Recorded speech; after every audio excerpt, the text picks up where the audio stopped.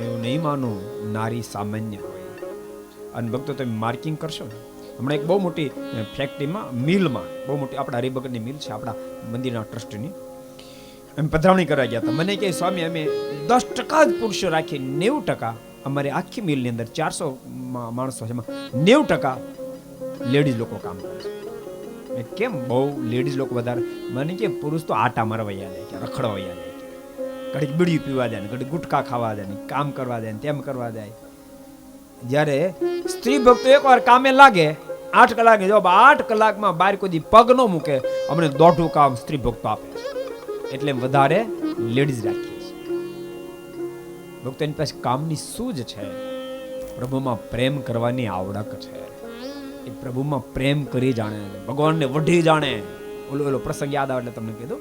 એક ફેરી મહારાજ વડતાલ બિરાજતા હતા, ઝાલાવાડનો એક સંઘ આવતો હતો વડતાલ, પણ તારાપુર સુધી પહોંચે તો મારાના મનમાં વિચાર થયો, મહારાજ વડતાલ બિરાજતા હતા, તારાપુર નજીક સંઘ પહોંચ્યો, મહારાજના મનમાં વિચાર થયો કે રાત્રે સંઘને નથી ચલાવો. મહારાજે 2 ઘોડેસવારો મોકલીને કીધું, જાઓ એને કહો કે તારાપુર રોકાઈ જાય, નો આવે ત્યારે રાતના રસ્તો નો કાપે.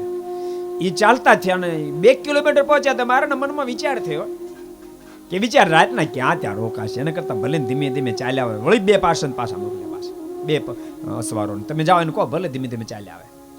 એ 2 કિલોમીટર ગયા તે વળી મારને સંકલ્પ થયો કે રાત્રે રખે ને ક્યાંક તોફાન બોફાન થાય ને કોઈક ચોર લોકો ડાકુ લોકો આવે તે હેરાન કરે, એના કરતા ભલે ત્યાં રોકા. ત્રીજા 2 પાસે મોકલ્યા. હજી તો પેલા 2 પાસે તો પહોંચ્યા, 2 સવારો પહોંચ્યા, એને કીધું કે મહારાજ કેવડાયું છે તમારે સંઘ અહીં રોકવાનું, આગળ નથી લઈ જવાનું. એટલે ગાડાને બધું છોડ્યું અને ગાડા છોડે હજી તો બિચાર હાથ પગ ધોઈને નવરા થા, ત્યાં બીજા 2 અસવાર આવે. એને કીધું મહારાજ કીધું ધીમે ધીમે ચાલ્યા આવો. મારીને આજ્ઞા થઈ એટલે ગાડા જોડ્યા. ગાડા જોડીને ચાલવાની અત્યારે ત્યાં જ 2 પહોંચી ગયા. એ કે મહારાજ કીધું ના ના રાતવાસ અહીં રોકાઈ જાઓ. ત્યાં ચોથા પાર્ષદ કે ના ધીમે ધીમે હાલ્યા આવો. પછી આવ્યા તો ખરા, પડે એક ડોશીમાનો મગજ ફાટ્યું અને મહારાજ ગોમતીને કાંઠે સવાવરીને બેઠા હતા. આવ્યા મહારાજ પાસે. ભક્તો ભક્તિ છે ને, ભક્તિની તાકાત છે, એ ભગવાનને પણ વઢી શકે. પ્રેમની તાકાત ભગવાનને પણ વઢી શકે. ડોશીમાં ધુઆ પુઆ થતા મારણ કે આ બધી હું આદરીશ, ઘડી ગાડા જોડાવે, ઘડી છોડાવે, ઘડી જોડાવે, ઘડી છોડાવે, હું આ બધી આદરીશ. અને પાછી મોટી મોટી ભયની વાતો કરતા હતા. રસ્તામાં ડાકોનો ભય લાગે, ચોર લોકો ડર લાગે. તે તમારી સિવાય આ ધરતીમાં કોનાથી વાકો વાળ થઈ શકે એમ છે? કોના બાપની તેવડ છે તમારી વિને? હા, શું પાંદરું પણ તોડી શકે. અને શું ભયની વાતો કરતા? મારે કે ડોશીના ક્રોધમાં તમે જો તો ખરા પ્રેમ કેટલો ઝળકે છે.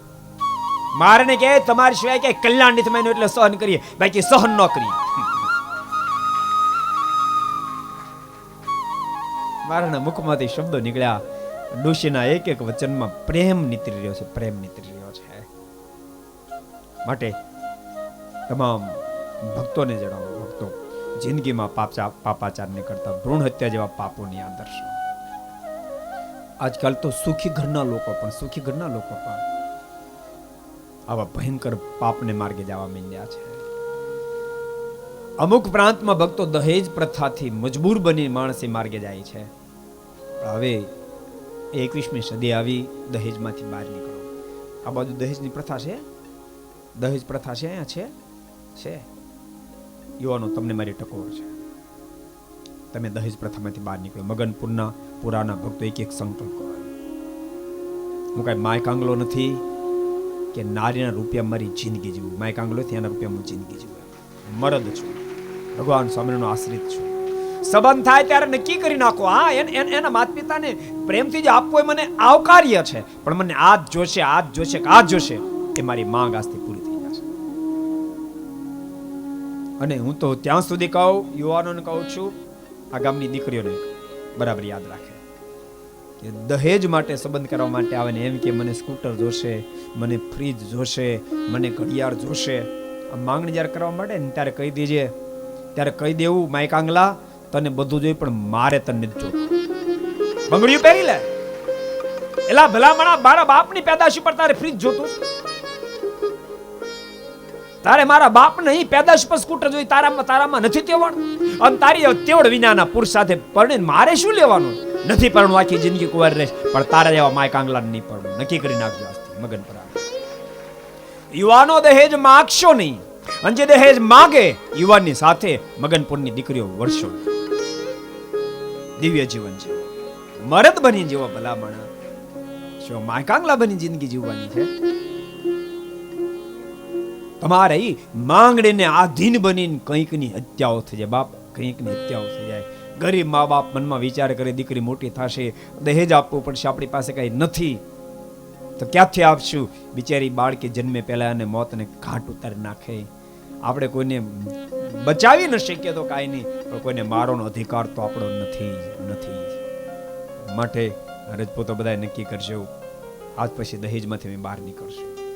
આજે મૂર્તિ પ્રતિષ્ઠાનો પવિત્ર દિવસ છે. યુવાનો, વડીલો કદાચ ન માને તો વડીલો નહીં સમજાવજો, કે વડીલો માનશે પણ કહેજો પિતાજી આપણા ગામની અંદર જ્યારે મૂર્તિ પ્રતિષ્ઠા થઈને ત્યારથી આપણે સનાથ બની ચૂક્યા છીએ, ભગવાન આપણા ગામમાં બિરાજમાન થઈ ચૂક્યા છે. આ માંગણી કરો, કેવી કરો કે તારે મારા ઘેર આવ્યા પછી પૂજા કરવી પડશે, તારે મારે ઘેર આવ્યા પછી રોજ મંદિરે જવું પડશે, એવી માંગણી કરો. મરદ બનો. કૃષ્ણચરણદાસ સ્વામીની વાતમાં એક અદ્ભુત મર્દની મર્દાનગીની વાત લખી. એક કોળી પટેલનો દીકરો, યુવાનો સાંભળજો. પણ નારાયણદાસ સ્વામી જેવા સમર્થ સંત ને સેવેલો શૂરવીર પુરુષ અને જાન પરણી અને ગામમાં આવી. જૂનો જમાનો, કોળી પટેલ બળદગાડામાં જાનો જાય, વરાજો નીચે ઉતર્યો પણ કન્યા ના પડી, નીચે નહીં ઉતરું. જાનડીઓ બધી મનાવ પડી, પણ ભાભી વાંધો શું? નથી ઉતરવાનું. પણ વાંધો શું છે? તમારા ભાઈને કહી દો કાલથી પૂજા બંધ કરી દે તો નીચે ઉતરવું, કપાળમાં તિલક ચાંદલો ન કરે તો નીચે ઉતરવું, કંઠી તોડી નાખે ડોકમાં તો નીચે ઉતરવું, લસણ ડુંગળી ખાવાનું શરૂ કરી દે તો નીચે ઉતરવું. જાનડીઓ મૂંઝાણી, આપણે શું કરવું આમાં? ઈ થોડી ટહલ પહલ થાય એટલે પેલા યુવાને કીધું શું વાત છે? મારા ભાભી એવું કહે છે તમે કંઠી તોડી નાખો, તિલક ચાંદલો ભૂસી નાખો, પૂજા કરવાનું બંધ કરી દો, લસણ ડુંગળી ખાવાનું શરૂ કરી દો તો ગાડા નીચે ઉતરશે, ને તો નહીં ઉતરે. અને નાનદાસ સ્વામી જેવા સમર્થ સંતને સેવેલો યુવાન અને ગાડા ખેડીને ગઈ, ગાડું વળતો પાછું જા ગાડું લઈ જા, આના બાપની ઘેર પાછી ઠલી જા નીચે ગાડું વાળી પાછું. અને પેલો ગાડું પાછો વાળો ગયો પેલી કઈ ના નીચે ઉતરું તો કે હવે જોતી જ નથી મારે, જા તારા બાપની ઘેર પાછી જા. હજી તું ગાડામાંથી નીચે ઉતરી પેલા એવી શરતો કરે છો કે તમે પૂજા બંધ કરી દો, કંઠીઓ કાઢી નાખો, લસણ ડુંગળી ખાવા માંડો, તું મારી ઘેર આવીને તું મને શુભ કરી દે. માટે ગાડું વાળ પાછું જાવ દે. પેલી કે નાના ભાઈ સાહેબ નીચે ઉતરું છું, આમને તરત પાછું જાવ તો મારા બાપનું નાક કપાય, હું કેમ જીવી શકું? તારે જેમ જીવજે પણ જા વેતી થા. પેલી કે ભાઈ સાહેબ તમે કોઈ એમ કરવું પણ મને ગાડા નીચે ઉતરો તો સાંભળે ગાડા બેઠા બેઠા પેલા કંઠી પહેર કર પ્રતિજ્ઞા, કાલથી પૂજા કરીશ, કર નક્કી. આજ પછી જિંદગીમાં લસણ ડુંગળી અહીંયા તો નહીં ખાવ, મારા બાપની ઘેરે જાવ તોય નહીં ખાવ, કરી નક્કી તો નીચે ઉતરવું. ભાઈ સાહેબ બધું મંજૂર, ગાડામાં કંઠી પહેરાઈને પછી નીચે ઉતારી. તમને કહું છું આવા શૂરવીર થા જાઓ, શૂરવીર થાય. માંગણી કરો તો આવી કરશે. તમારે મને સ્કૂટર લઈ દેવું પડે, તમારે મને ટીવી લઈ દેવું પડે, તમને ફ્રીજ લઈ દેવું પડે. આ તો બધી માયકાંગલાની વાતો છે, માયકાંગલાની વાતો છે, કાયરની વાતો, આ કાયરની વાતો. માટે કાયર નહીં થાજો. તમે દરબાર છો, દરબાર તો બાપ શરીર હોય, શરીર શરીરતા દાખવે. अगर ये वीडियो आपको पसंद आया हो तो लाइक करें और शेयर करना मत भूलिए तथा चैनल को और बेल आइकॉन पर क्लिक करना मत भूलिए लेटेस्ट वीडियो सबसे पहले पाने के लिए.